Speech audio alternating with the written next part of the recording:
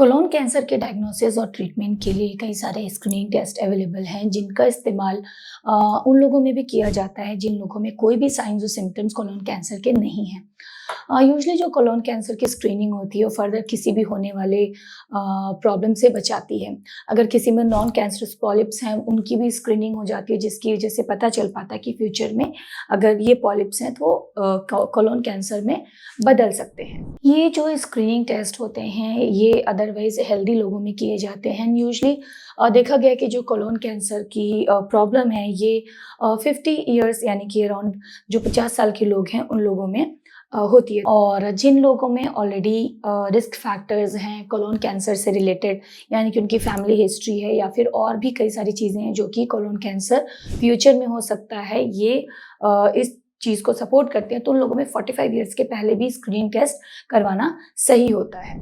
कई तरीके के स्क्रीनिंग ऑप्शंस मौजूद हैं। कौन सा स्क्रीनिंग टेस्ट एक पर्टिकुलर पेशेंट के लिए बेटर होगा ये आपके डॉक्टर ही बता सकते हैं अकॉर्डिंगली कि पेशेंट की क्या कंडीशन है, अगर उनमें कोई रिस्क फैक्टर्स एसोसिएटेड हैं या नहीं है।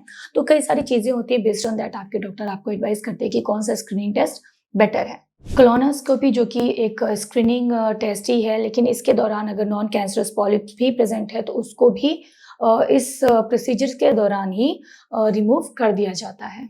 और यही नॉन कैंसरस पॉलिप्स होते हैं जो कि बाद में जाके कैंसर बनाते हैं।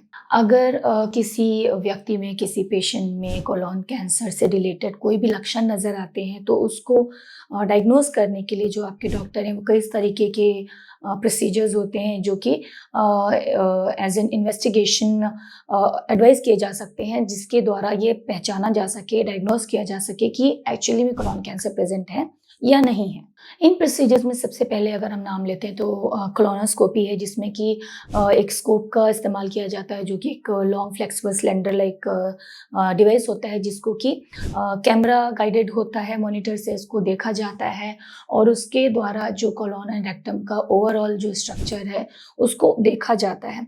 और कहीं पे भी अगर कोई एबनॉर्मलिटी नज़र आती है तो उसी के थ्रू डिवाइस को अंदर भेजा जाता है और बायोप्सी के लिए टिश्यूज़ वहीं से निकाल लिए जाते हैं। और अगर पॉलिप्स हैं और ज़्यादा बड़े नहीं हैं तो कई बार इसी प्रोसीजर्स के दौरान उन पॉलिप्स को भी रिमूव कर दिया जाता है, जो कि इन फ्यूचर कोलोन कैंसर बनने के जिनके चांसेस बहुत ज़्यादा रहते हैं। ब्लड टेस्ट के द्वारा हालांकि इसके बारे में सच नहीं समझा जा सकता है, लेकिन कुछ एक केमिकल्स होते हैं जो कि कैंसर के दौरान प्रोड्यूस हो रहे हैं, कोलोन कैंसर के दौरान शरीर में पाए जाते हैं, जैसे कि CA है।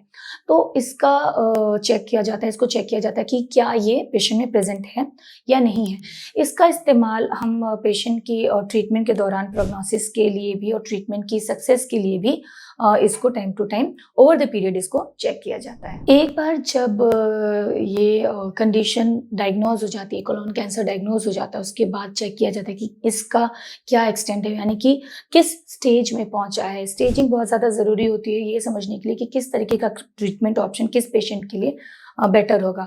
तो एप्रोप्रिएट ट्रीटमेंट ऑप्शन को समझने के लिए फिर स्टेजिंग के बारे में जाना जाता है। स्टेजिंग के लिए भी अलग अलग प्रोसीजर्स का इस्तेमाल होता है, जैसे कि कुछ एक इमेजिंग टेक्निक्स हैं लाइक एब्डोमिनल है, पेल्विक है, चेस्ट CT स्कैन से इनका इस्तेमाल किया जाता है और इसके द्वारा स्टेजिंग चेक की जाती है कि कोलोन कैंसर किस स्टेज में पहुंचा है। हालांकि जो कंप्लीट जानकारी है, जो पूरी जानकारी है कैंसर के स्टेज के बारे में, वो आफ्टर सर्जरी पता चलती है, लेकिन मैक्सिमम हमें समझ आ जाता है इन प्रोसीजर्स के द्वारा। जो स्टेजिंग है वो 0 to 4 में की जाती है। जो 0 का मीनिंग है कि वो लाइनिंग तक ही लिमिटेड है, ज़्यादा स्प्रेड नहीं किया है। वहीं पे 4 का मतलब होता है कि ये इसको एडवांस स्टेज समझा जाता है। यहाँ पे जो कैंसर है वो अदर पार्ट्स ऑफ बॉडी जो है वहाँ पे भी स्प्रेड कर जाता है, यानी कि मेटास्टेसिस इसकी स्टेज 4 में हो जाती है। अब अगर हम इसके ट्रीटमेंट ऑप्शंस के बारे में बात करें तो कई सारे ट्रीटमेंट ऑप्शंस हैं जो कि डिपेंड करता है कि जो पेशेंट की ओवरऑल कंडीशन है, ओवरऑल उसकी हेल्थ कैसी है, जो कैंसर है वो कितना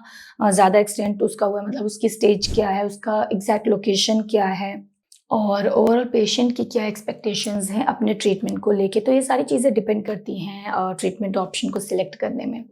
तो हालांकि सर्जरीज़ हैं, कीमोथेरेपी है, रेडिएशन है, इम्यूनोथेरेपीज़ हैं, टारगेट ड्रग थेरेपीज़ हैं, तो बहुत सारे ऑप्शंस हैं जिनका इस्तेमाल अलग अलग चीज़ों पे डिपेंड करता है।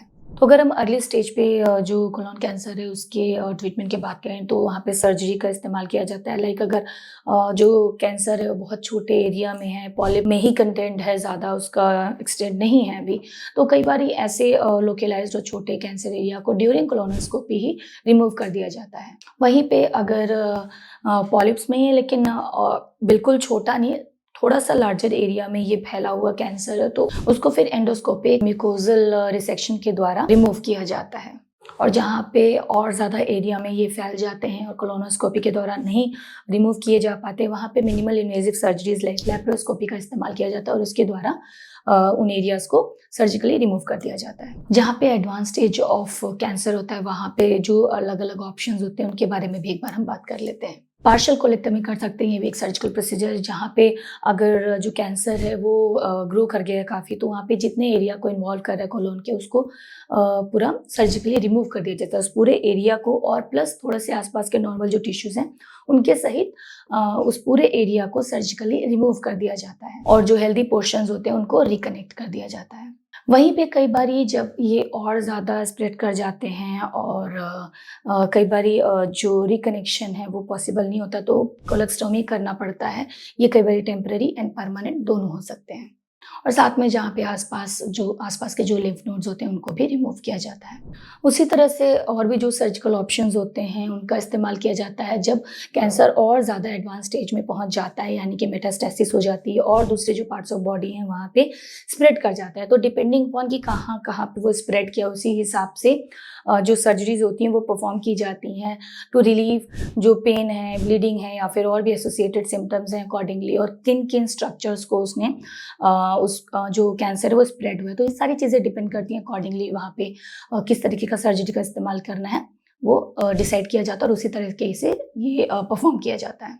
तो जो सेल्स बचे होते हैं उनको कीमोथेरेपीज़ के द्वारा किल किया जाता है, मारा जाता है, ताकि जो कैंसर है वो दोबारा रिकर ना करे। इसलिए आफ्टर सर्जरीज़ कीमोथेरेपी का इस्तेमाल किया जाता है। उसके बाद होता है टारगेटेड ड्रग थेरेपी, जो कि यूजुअली जो एडवांस्ड स्टेज होते हैं वहाँ पे इस्तेमाल किया जाता है। यूजुअली इसको कीमोथेरेपीज़ के साथ में कंबाइन किया जाता है। और टारगेट ड्रग थेरेपी यानी कि इसको बेसिकली टारगेट करके जो कि एब्नॉर्मलिटी सेल में होती है, जिसकी वजह से डिवीजन बहुत फास्ट होती है, वहाँ पे इसका इस्तेमाल किया जाता है, ताकि वहाँ पे जो भी एब्नॉर्मलिटीज़ होती हैं उनको ये टारगेटेडली ब्लॉक करते हैं, जिसकी वजह से जो कैंसर सेल्स होते हैं उनकी डेथ हो जाती है।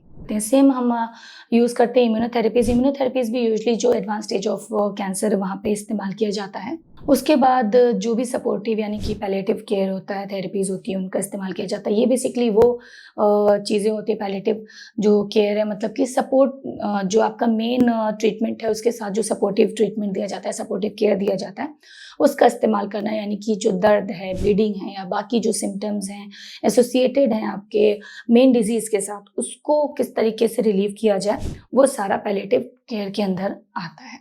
तो जो आपका ऑनगोइंग ट्रीटमेंट होता है, ऑनगोइंग केयर होता है, उसको कॉम्प्लीमेंट करने के लिए जो एक्स्ट्रा लेयर ऑफ सपोर्ट दिया जाता है वो पैलिएटिव केयर कहलाता है। अब यहाँ पे अगर ये बहुत अच्छे से दिया जाता है, साथ में जो आपका मेन क्यूरेटिव प्रोसीजर्स हो रहे थे वो अच्छे से होते हैं, उसके साथ में अगर पैलिएटिव केयर अच्छे से दिया जाता है, तो जो पेशेंट होता है उसको बहुत ज़्यादा रिलीफ मिलता है। उसका जो सक्सेस होता है ट्रीटमेंट का, वो बहुत ज़्यादा उसका रेट बढ़ जाता है।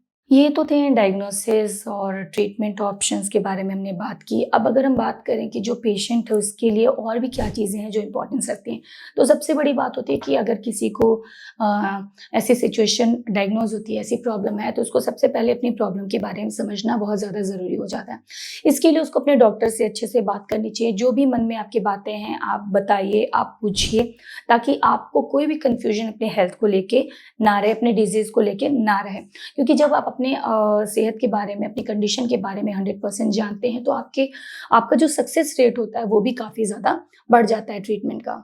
साथ ही साथ कोशिश करें कि अपने फैमिली और फ्रेंड्स के साथ जितना ज़्यादा हो सके उतना टाइम बिताएं। उसके अलावा आपके मन में जो भी बातें हैं आप अपने फ्रेंड्स और फैमिली के साथ ओपनली शेयर करें। किसी भी चीज़ को अंदर रखने की ज़रूरत नहीं होती, क्योंकि ये फिर आपका स्ट्रेस बढ़ाता है और स्ट्रेस आपके ट्रीटमेंट को नेगेटिवली अफेक्ट करता है। तो स्ट्रेस फ्री रहना है और बिल्कुल नॉर्मल तरीके से आपको लाइफ लीड करनी है। ये बिल्कुल एक पार्ट ऑफ ट्रीटमेंट है, जिससे कि आपकी जो क्वालिटी ऑफ लाइफ है वो इम्प्रूव होती है और आपका ओवरऑल हेल्थ जो होता है वो सही होता है। उसके अलावा जब आप ऐसे क्रिटिकल कंडीशंस के लिए अपने डॉक्टर के पास जाते हैं, तो जो भी आपकी प्रॉब्लम्स है उसके बारे में आपको ओपनली बात करनी चाहिए। किन चीज़ों से आपको आराम मिलता है, किन चीज़ों से आपकी कंडीशन में वर्सनिंग होती है, इसके बारे में आप अपने डॉक्टर के साथ अच्छे से बात करें। साथ ही साथ आपके डॉक्टर ने जो भी दवाइयाँ आपको प्रिस्क्राइब की हैं, उनको particularly on time fix schedule के साथ में फॉलो करें। साथ ही जब भी आप हॉस्पिटल विज़िट के लिए जाते हैं, अपने साथ किसी क्लोज़ वन को रखें ताकि आपको एक सपोर्ट रहे। आपकी हेल्थ कंडीशन में कोई भी चेंजेस आते हैं, कोई भी डेविएशन हो रहा है, उसके बारे में नोट डाउन करें और अपने डॉक्टर को उसके बारे में ज़रूर इन्फॉर्म करें। आपका with time, with treatment, with medication जो भी इम्प्रूवमेंट्स होती हैं, उसके बारे में भी आपको अवेयर होना ज़रूरी है कि क्या इम्प्रूवमेंट्स हो रही हैं, क्या बेटरमेंट हो रहा है आपकी कंडीशन में।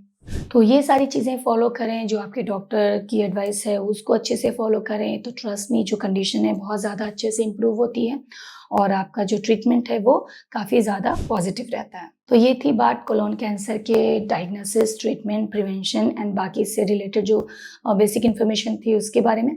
उसके अलावा भी अगर आप इसके बारे में कोई और इन्फॉर्मेशन चाहते, जानकारी चाहते तो हमें हमारे कमेंट बॉक्स में जाके हमसे पूछ सकते हैं। कोई सुझाव देना चाहते हैं उसके लिए भी हमारे कमेंट बॉक्स में हमें ज़रूर बताएँ। साथ ही साथ इससे जुड़ी बाकी जानकारियों के लिए आप हमारा दूसरा वीडियो जो कि इससे रिलेटेड है, उसको ज़रूर देखें। मिलते हैं अपने अगले वीडियो में। धन्यवाद।